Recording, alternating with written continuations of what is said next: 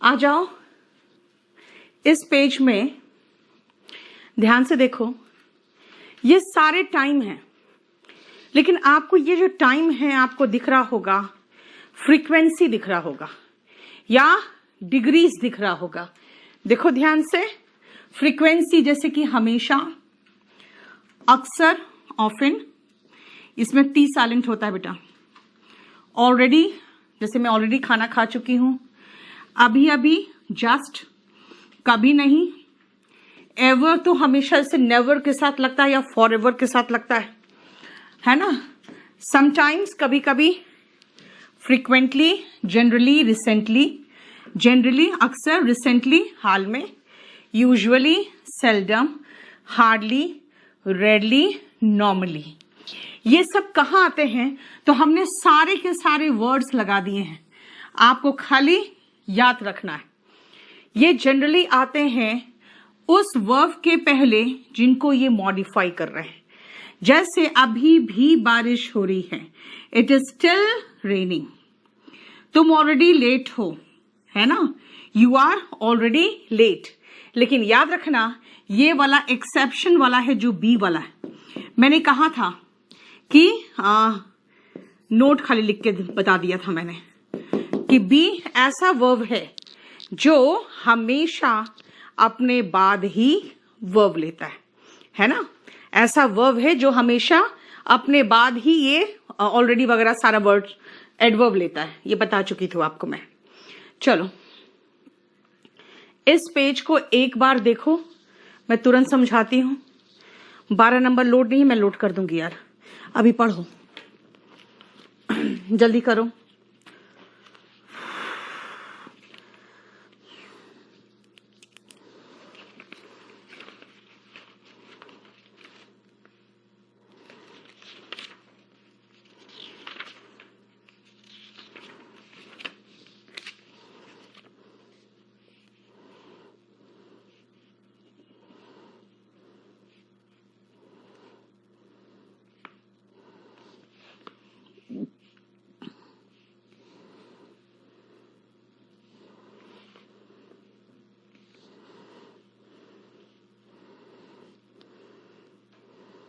ये नया ला के दे दिए हो क्या तुम?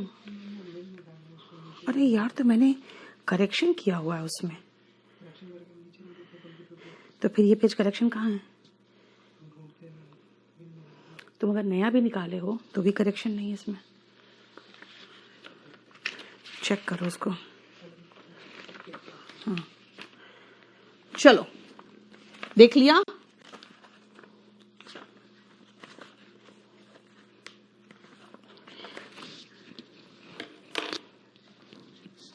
The Beatles will ever be my favorite। बेटा will forever होगा, will forever be my favorite। ये बीटल्स हमेशा से मेरे फेवरेट, हमेशा मेरे फेवरेट रहेंगे, है ना, जो म्यूजिक बैंड है। He has just reached, देखो जस्ट कहाँ आया है? हेल्पिंग वर्ब के बाद और मेन वर्ब के पहले। She never comes late, देखो क्या है? comes मेन वर्ब के पहले और हेल्पिंग वर्ब के बाद, यही तो बता रही हूं मैं। लेकिन मैंने हमेशा कहा है आपको, ये नोट्स जो लिखवाया है ध्यान से देखो, कि Sheela is rarely late to school. क्या मतलब? B takes adverb of time after it, बताया था। चाहे वो हेल्पिंग वर्ब के रूप में हो या मेन वर्ब के रूप में हो, हमेशा बी जो है वो अपने बाद ही लेगा, अपने से पहले नहीं लेता। चाहे इसको यानी बी के फॉर्म को इज, एम आर, वॉज, वर कोई भी हो, उसको आप हेल्पिंग वर्ब के रूप में लो या मेन वर्ब के रूप में। देखो तो यस, माई आ गया ना बेटा। जब माई आ गया अनवर तो फिर ए क्यों आएगा? रिंकी बिल्कुल ठीक है बेटा, कोई इश्यू नहीं है।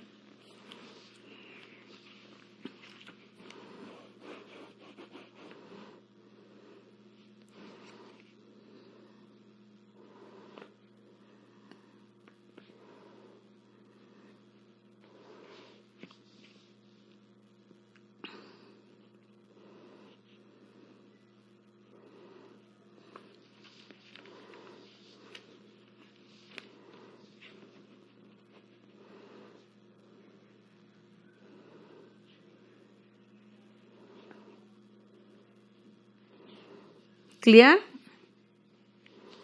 चलो नेक्स्ट देखो, अब आओ एडवर्ब ऑफ डिग्री और इसको समझो। इन सब से जैसे क्वेश्चंस आते हैं बस वैसे ही करते चले जाओ।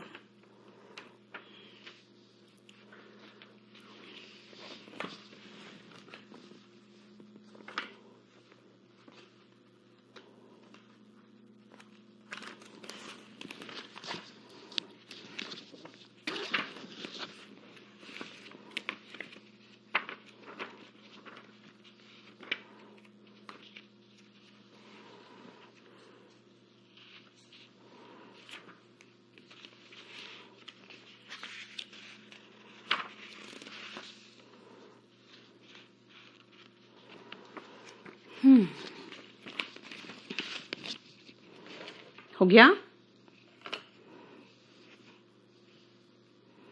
चलो देखो ध्यान से। Adverb of degree tells us the extent to which something happens. किस हद तक क्या हुआ है ना? किस हद तक हुआ है, कितना ज्यादा कितना कम। ध्यान से देखना, कितना ज्यादा कितना कम। एडवर्ब ऑफ डिग्री मिल गया यहीं पर है। Are placed before the adjective या फिर एडवर्ब या वर्ब, जिसको भी वो मॉडिफाई करे ना बेटा, चाहे वो वर्ब को करे या एडजेक्टिव को करे या एडवर्ब को करे, उसके पहले आएगा, उसके वो पहले आएगा। कैसे? शी इज या ही इज टॉल। टॉल क्या है? इसी की तो विशेषता बता रहा है, यानी एडजेक्टिव है। तो टॉल के साथ आपको वेरी लगाना है। वेरी क्या है? डिग्री ही तो है। वेरी, टू, है ना, ऑलमोस्ट, ये सब क्या होता है? डिग्री बताता है, कितना ज्यादा कितना कम। देखो, ही इज वेरी टॉल, ठीक है, एडवर्ब है। शी इज टॉल इनफ, अब ये क्या हो गया?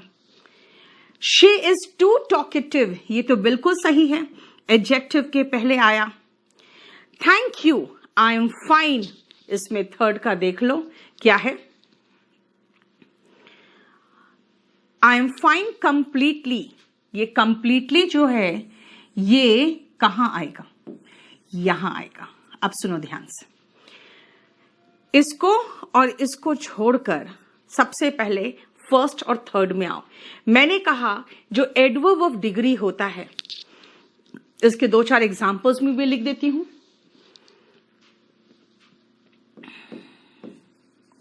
लाइक, टू, वेरी, ऑलमोस्ट, है ना, ये कहां आएगा?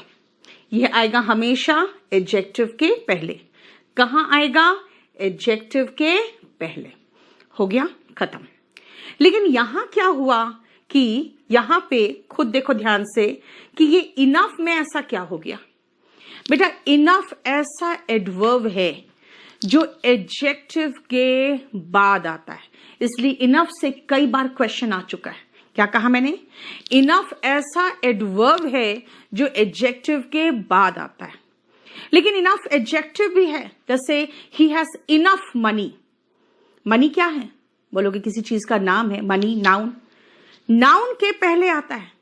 कैसे भाई? सारे एडजेक्टिव तो नाउन के पहले आते हैं, है ना। He has a lot of money, he has much money, अगर आपको पसंद नहीं आ रहा है तो, है ना। यानी कि एडजेक्टिव तो नाउन के पहले आता ही है। जैसे कि he is very smart, sorry, he is a smart boy. तो बॉय क्या है? नाउन है। स्मार्ट क्या है? एडजेक्टिव है। तो एडजेक्टिव तो नाउन की विशेषता बताता है, नाउन के पहले तो आता है। इसलिए इनफ अगर एडजेक्टिव का काम करता है तो प्रॉब्लम नहीं है।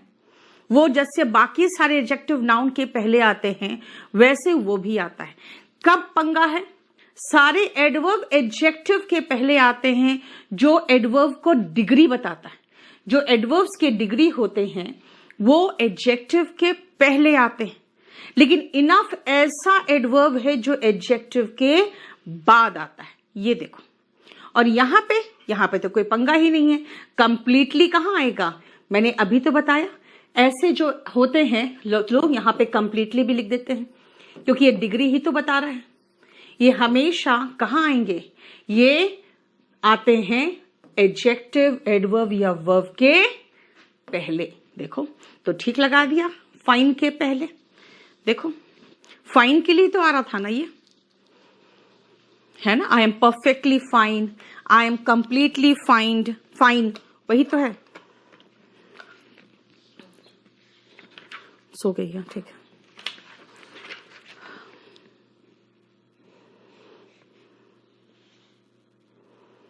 हाँ, इनफ एडजेक्टिव है तो नाउन के पहले आएगा।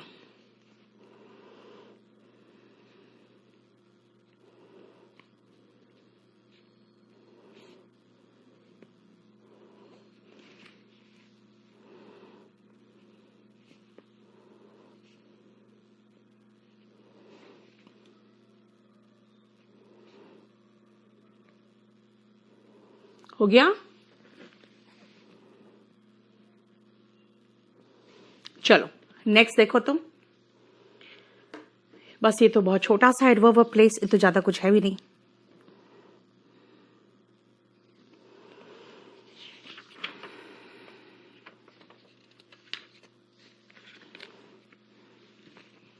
तो मैं इसको हटा दे रही हूं।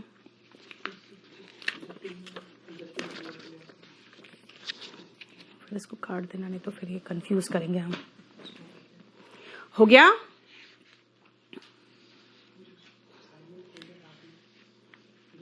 वो डालना है, सब में डाल दो ना, जितने में सब्जेक्ट वर्ब सब में डाल दो यार। सब में डाले हो ना तुम वो वाला। स्पोकन नहीं, स्पोकन कंपल्सरी मत डाल देना। हाँ, yes, fine is an adjective.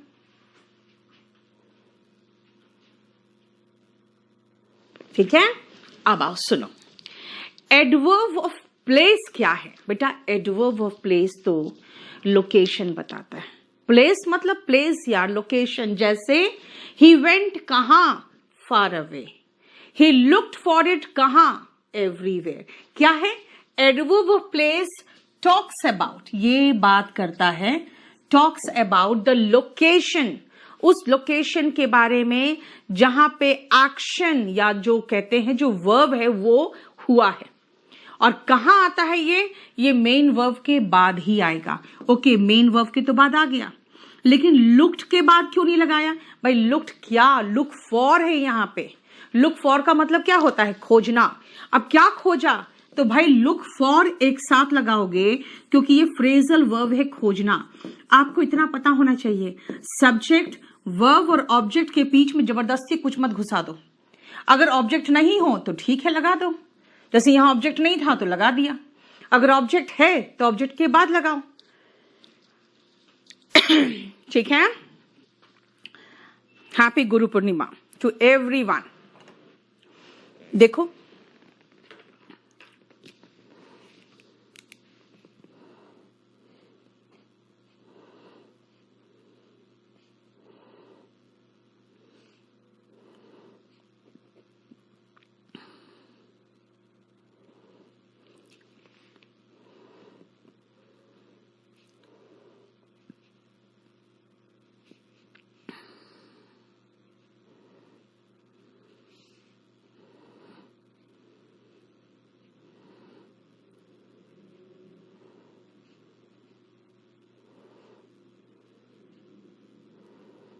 हो गया?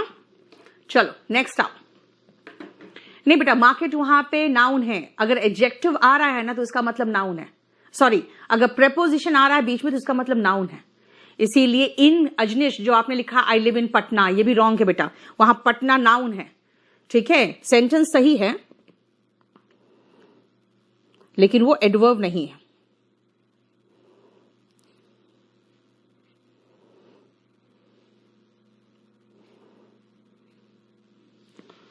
चलो ये जल्दी फटाफट करो तुम।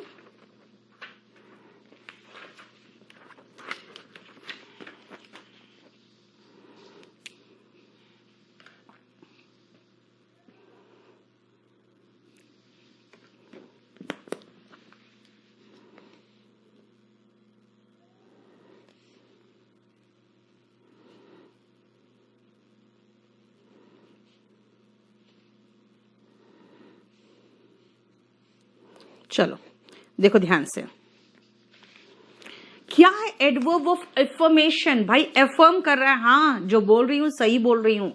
सर्टेनली, डेफिनेटली, एग्जैक्टली, श्योरली, कोई डाउट नहीं है जो मैं बोल रही हूं, बिल्कुल इस बात पे जोर दे रही हूं, डाउटलेसली। ओके, नेगेशन, नेगेशन मतलब no, not, never, rarely, scarcely, ये सब है। यानी वो शब्द जो किसी बात पे हाँ हाँ यही बात है उस पर जोर देता है, ना ये बात नहीं है उस पर जोर देता है। यानी एफर्मेशन एंड नेगेशन कहाँ आएगा? चलो नॉट उठा लो। आई एम नॉट टीचिंग कहाँ आया? हेल्पिंग वर्ब के बाद और मेन वर्ब के पहले। हेल्पिंग वर्ब के बाद और मेन वर्ब के पहले, यानी बीच में आ रहा है। इसका मतलब पोजीशन कहाँ है? After the helping verb and before the main verb. देखो वो सर्टेनली सही है, ही इज सर्टेनली राइट। तुम डेफिनेटली रॉन्ग हो, you are definitely wrong. She is not coming and he is indeed a fool. लेकिन बस याद रखना बेटा, बी का फॉर्म कहीं भी आ जाए उसके बाद ही आता है, ये ध्यान रखना हर जगह पे। बी पे वो रूल नहीं चलता, ठीक है ना? बी पर वो रूल नहीं चलता, वरना हेल्पिंग वर्ब के बाद और मेन वर्ब के पहले आता है।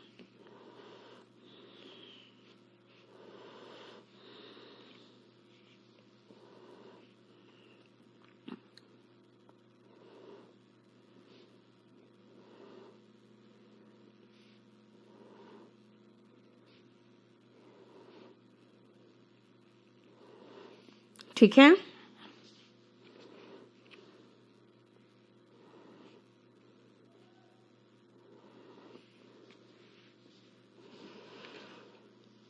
बोलो कोई प्रॉब्लम यहां तक? नॉट एडवर्ब है बेटा, नॉट तो एडवर्ब है, तभी तो मैंने कहा जो नहीं समझ में आए वो एडवर्ब हो जाता है। आई लिव इन, सरोज क्या कर रहे हो आप? एक तो सबसे पहले हमें समझ में नहीं आ रहा पटना का स्पेलिंग रॉन्ग कैसे लिख सकते हो, और दूसरी बात है आप लोग प्रेपोजिशन का पढ़ना शुरू क्यों कर लिए हो एडवर्ब में? एडवर्ब जो पढ़ा रही हूं पहले वो तो पढ़ो। दिनेश, विनय, ये बात मैं 70 बार बता चुकी हूं बेटा, ये सब हमको मत लिखो, या तो व्हाट्सएप कर दो तो मैं देख लूं बाद में और सॉल्यूशन भेज दूं। हाँ, रिंकी सही लिख रही हो, ही इज डाउटलेसली टॉकिंग, इसका मतलब हो गया कि हेल्पिंग वर्ब के बाद और मेन वर्ब के पहले है। चिकुन, आई एम के साथ खाली V1 आता है यार, क्या कर रहे हो तुम? हाँ, इसके साथ एम के साथ वर्ब का ING फॉर्म आता है, और करेंटली तो ऐसे नहीं लिखोगे ना, आई लिव इन भुवनेश्वर लिखोगे। क्या कह रहे हो?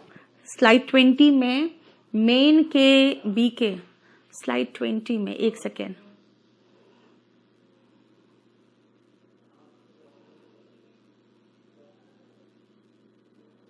अच्छा नोट जो बी है ना उसको अलग से देखना पड़ेगा, ठीक है मैं सही करके दे दूंगी।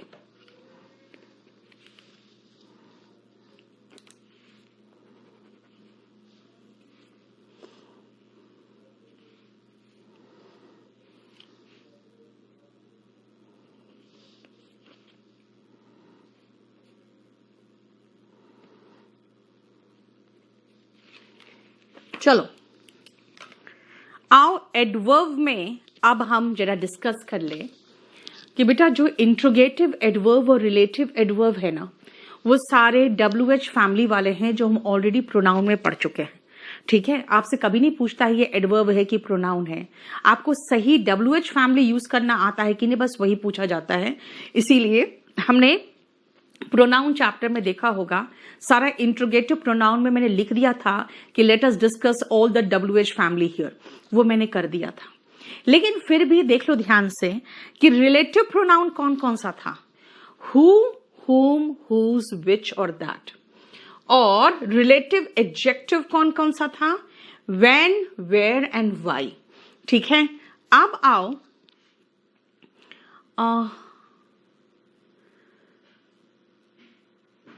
इसमें एडवर्ब का छूट गया है, चलो एनीवे मैं देख लेती हूँ, रुक जाओ। अब आओ जो एडवर्ब्स के ऑर्डर है ना, अब कई बार ऐसा होता है, ठीक है समझ में आ गया, आपने हमें कहा है, एक सेकंड रुकना, एक सेकंड,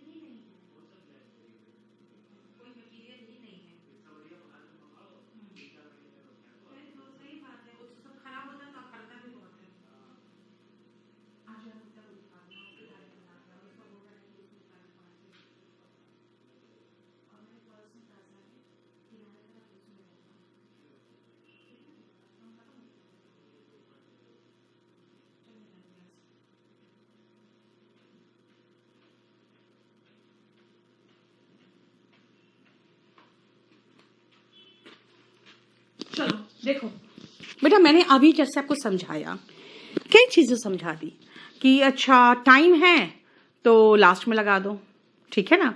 सरोज, उसको अभी बिल्कुल भूल जाओ बेटा। तुम लोग क्या है ना, तुम लोग ऐसी चीजें, एक तो एडवर्ब ऐसे ही कंफ्यूजिंग है और ऊपर से तुम इसके बीच में कहां फंसी हुई हो, तो एट पटना, इन पटना, जो कि क्या है, जो कि कंप्लीटली प्रेपोजिशन है। प्लीज एक चीज तुम खाली इतना तुम लोग सब विश्वास करो कि हम जब आपका सारा सब्जेक्ट खत्म, पूरा सारा चैप्टर्स खत्म कराएंगे ना, आपका कोई डाउट नहीं बचेगा।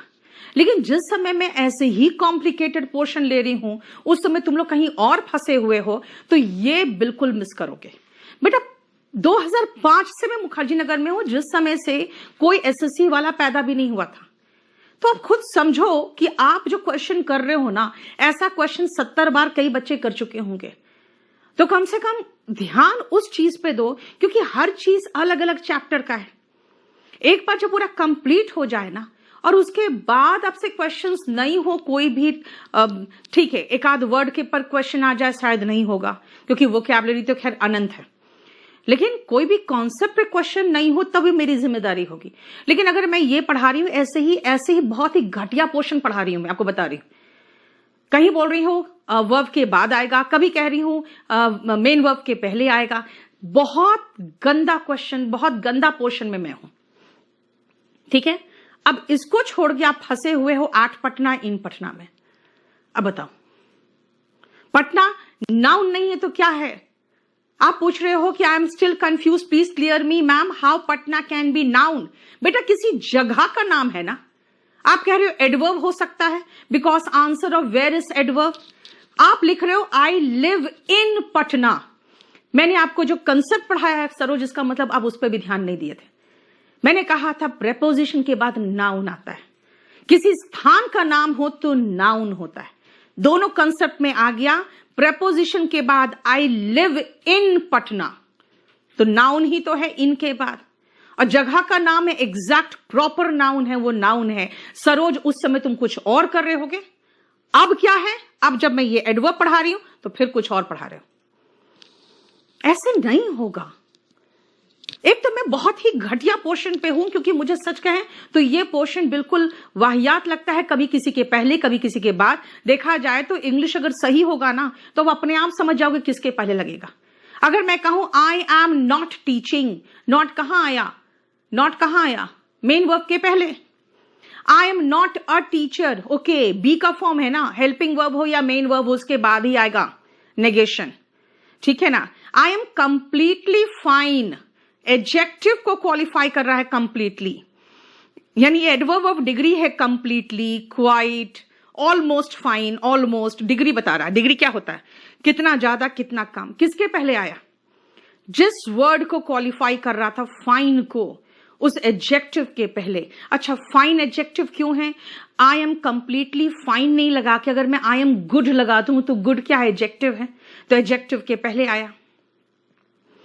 और इसमें ऐसे ही माथा खपाने वाला पोर्शन है, बहुत गंदा पोर्शन में मैं पहुंची हुई हूं कि कौन सा एडवर्ब क्या है और उस कहां क्या लगेगा। अब इस बीच में तुम नाउन पढ़ोगे तो पढ़ो।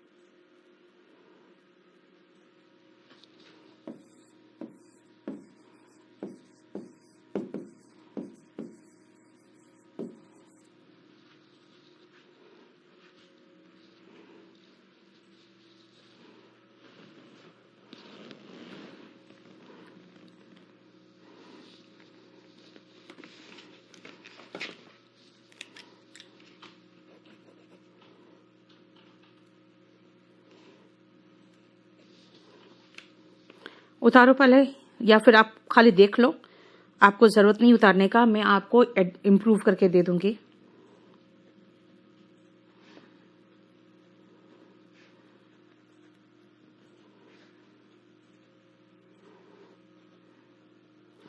चलो अब सुनो ध्यान से। वाई, अगर वाई की बात कर रहे हो तो इसका मतलब रीजन पूछ रहे हो, वो आपको रीजन बताएगा। वेयर अगर पूछोगे आप तो एडवर्ब ऑफ प्लेस होगा, है ना। Where did you go? I went home. यहां पे वेंट होम, ये होम है वो एडवर्ब है। क्यों? क्योंकि ये प्रपोजिशन के बाद नहीं आया है।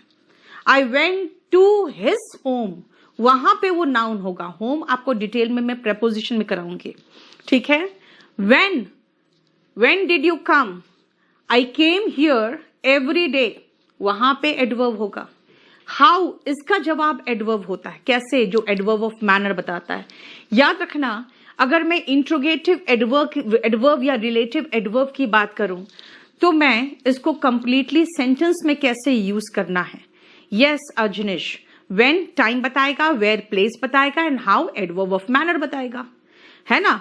How did you do it? I did it perfectly. Perfectly answer है किसका? हाउ का। When did you come? I came every day. Every day answer क्या है? एडवर्ब ऑफ टाइम का। And where did you live? I lived here. Here time है किसका? Adverb of place का। So remember, ये जो WH फैमिली हम detail में कर चुके थे, इसीलिए इसमें हमने इसको नहीं छुआ। लेकिन अभी जो मैं आपको पोजीशन बता रही हूं, किसी का बताया पहले, किसी का बताया बाद में, तो थोड़ा सा इसको एक अरेंज करके एक चार्ट भी बना सकते हो कि कहां क्या आएगा। ध्यान से सुनना, जब आप ऑर्डर ऑफ एडवर्ब बनाते हो ना, तो जनरली हम जब लिखते हैं सब्जेक्ट वर्ब ऑब्जेक्ट, इसमें हमें इस स्ट्रक्चर में जो मैंने हमेशा सिखाया है कि बेटा सेंटेंस की शुरुआत सब्जेक्ट से करो एक्टिव वॉइस में, फिर वर्ब लगाओ और फिर ऑब्जेक्ट लगाओ।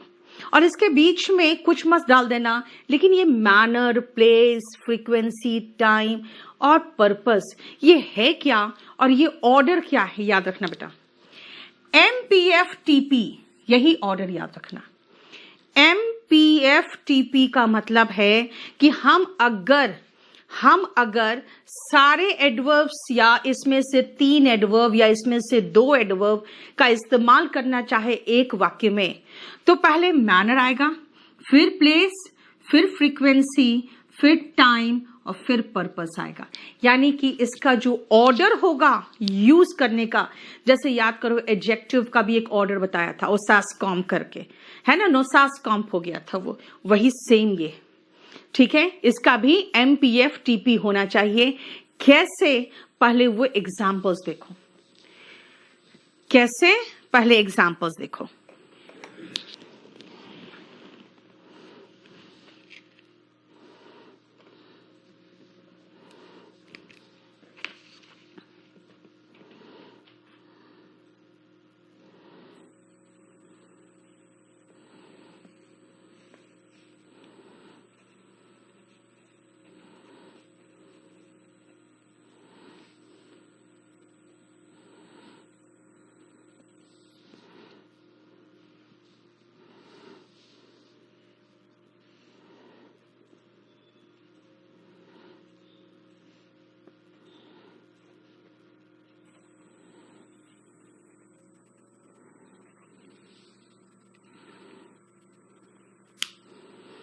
ठीक है, देख लिया, एडवर्ब ऑफ मैनर। ठीक है, अभी रुक जाओ बेटा, अभी 2-3 एग्जाम्पल समझो और इसके एक्सेप्शंस भी आएंगे, यही तो बोला ना मैंने। इसको बहुत ध्यान से देखो, एडवर्ब आपको बहुत कंफ्यूज करेगा और फिर कंफ्यूजिंग एडवर्ब भी देखना है, वो तो ज्यादा क्वेश्चन वहीं से आते हैं।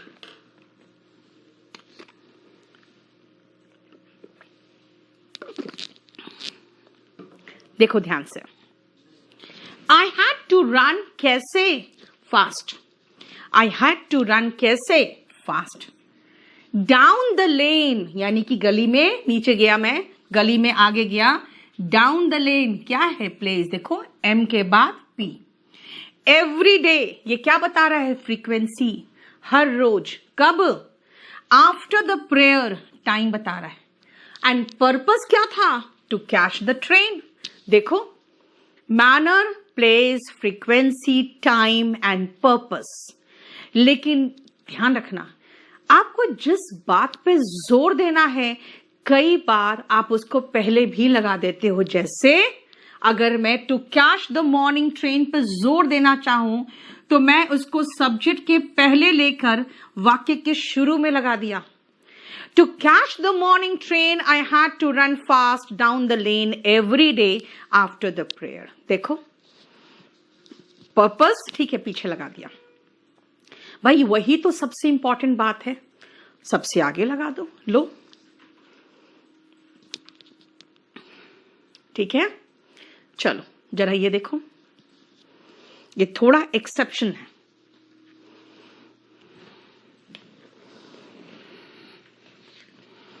ये थोड़ा एक्सेप्शन है, आ जाओ।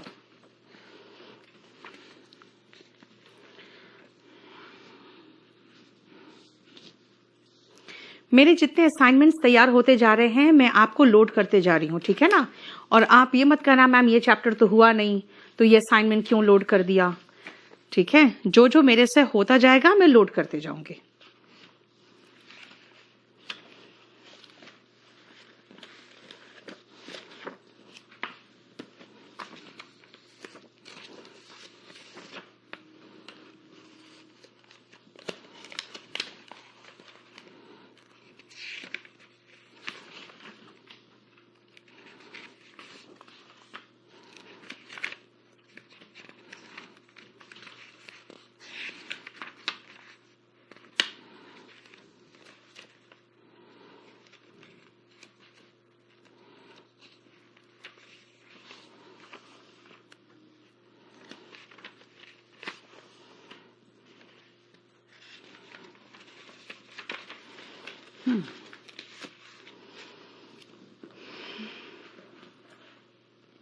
चलो आप ध्यान से सुनो इसको, जरा इसको समझो। अभी मैंने आपको जो समझाया था, मैंने मैनर के बाद प्लेस कहा था।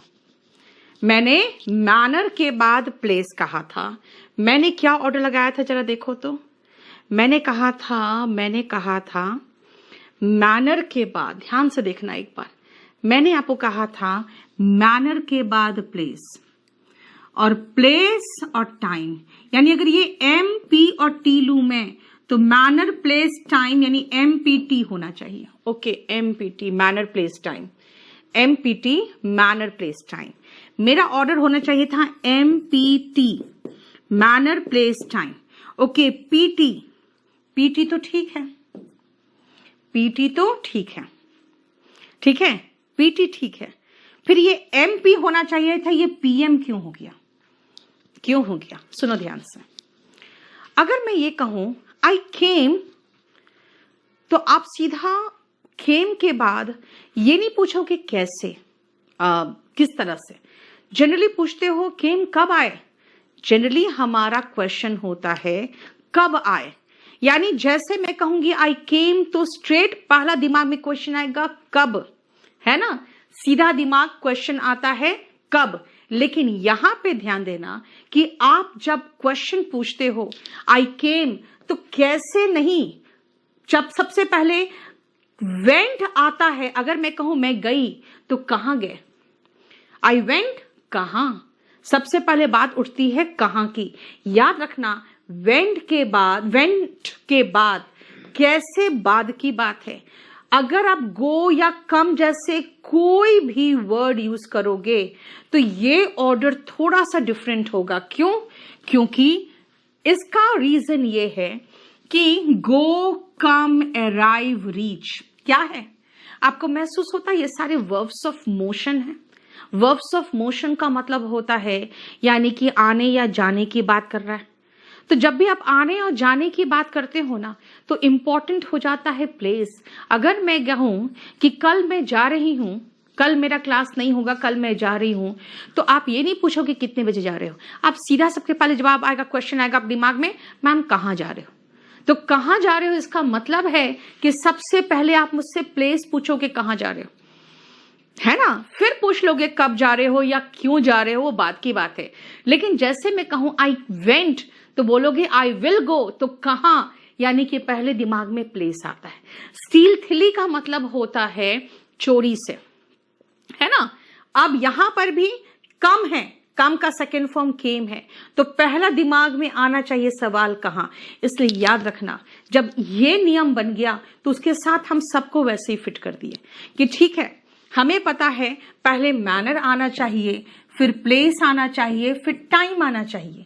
लेकिन इसके पहले का वर्ब देख लो तो, अगर ये वर्ब ऑफ मोशन है, यानी जो आपको चलते आते जाते आगमन आपका वो दिखाए, तो फिर एमपीटी नहीं हो जाएगा, फिर पीएमटी हो जाएगा। देखो वही चीज कह रही हूं मैं।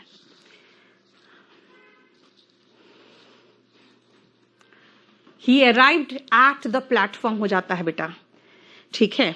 I arrived there, ये कहोगे प्लेटफॉर्म क्यों लगा रहे हो, नाउन क्यों लगा रहे हो, आप एडवर्ब लगाओ ना। I arrived here last night, यानी कि पहले मैं प्लेस लगाऊंगी फिर time. Clear? He went there confidently, adverb of manner बाद में, पहले तो प्लेस कहा मैंने, ही वेंट कहां भाई। विक्रांत बिल्कुल सही है, कोई रूल नहीं है यार, सब लॉजिक पे बेस्ड है। खुद सोचो ना, अगर मैं कहूं आई विल गो, कहोगे मैम कहां जा रहे हो, सबसे पहले जो क्वेश्चन पूछते हो तो सबसे पहले उसी का तो आंसर दोगे। ये कोई नियम नहीं है, ये सब कुछ लॉजिक पे बेस्ड है, जिसको लास्ट में नियम बना के उतार दिया गया।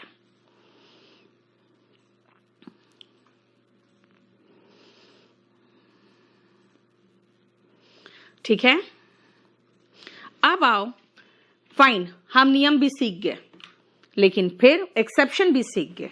क्या खत्म हो गया? फिर नहीं, फिर भी प्रॉब्लम रह गया। देखो अब नेक्स्ट पॉइंट,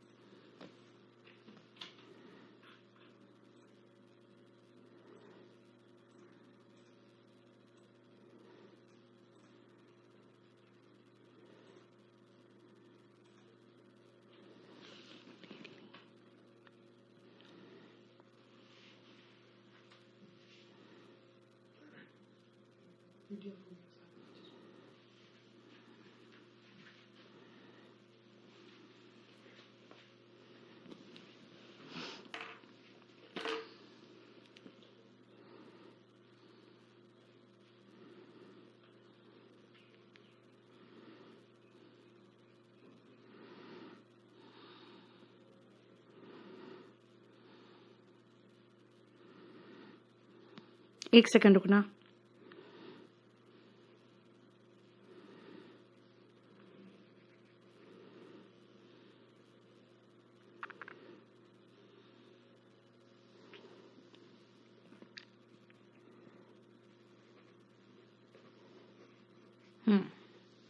चलो, generally speaking, we tend to put adverbs that are shorter and more concise. Concise मतलब जो छोटे में होता है, ज्यादा बड़ा नहीं. Before those that are longer, अब चाहे वो किसी भी कैटेगरी का क्यों ना हो, regardless of which category they belong. यानी कि सामान्यतः छोटे एडवर्ब्स पहले और बड़े एडवर्ब्स बाद में प्रयुक्त होते हैं, चाहे वो किसी भी कैटेगरी के हो. अब देखो जरा ध्यान से, आपको खुद महसूस होगा, I lived with my friend, है ना, आई